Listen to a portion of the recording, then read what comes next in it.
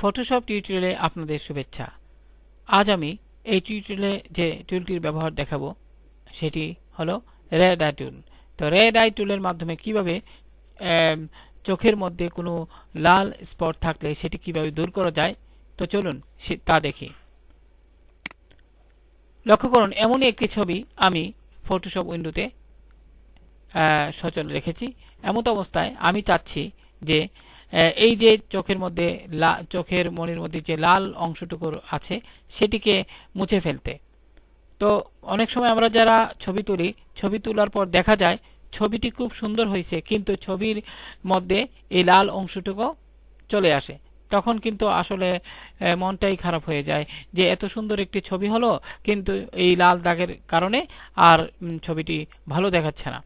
তো আপনি এই ধরনের সমস্যায় যদি ছবি তোলার পর আপনি পড়েন, তাহলে এটি কিন্তু ফটোশপের একটি নির্দিষ্ট টুল আছে, তার ব্যবহার করেই কিন্তু ছবি থেকে এই লাল অংশটুকু আপনি মুছে ফেলতে পারেন।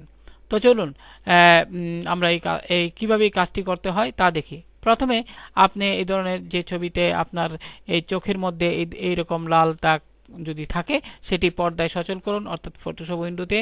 এবার সচল করার পর আপনি এখান থেকে রেড আই টুল এটাতে ক্লিক করুন। ক্লিক করার পরে এই শুধুমাত্র লাল অংশে, চোখের যে লাল অংশ আছে সেই লাল অংশে শুধু একবার ক্লিক করুন।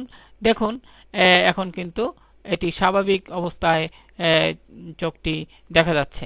আবার এই চোখটিতে আবারও এই লাল অংশে ক্লিক করুন, তাহলে এখন কিন্তু দুটি চোখের লাল অংশ চলে গেছে।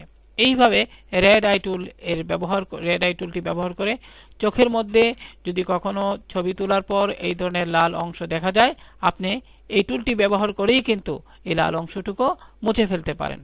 তো প্রিয় শিক্ষার্থী, আশা করি টিউটোরিয়ালটি আপনাদের ভালো লেগেছে। যদি ভালো লাগে আমার চ্যানেলটি সাবস্ক্রাইব করবেন, লাইক করবেন, শেয়ার করবেন। তো অন্য আরেকটি টিউটোরিয়াল নিয়ে কথা হবে। ভালো থাকুন। আল্লাহ হাফেজ।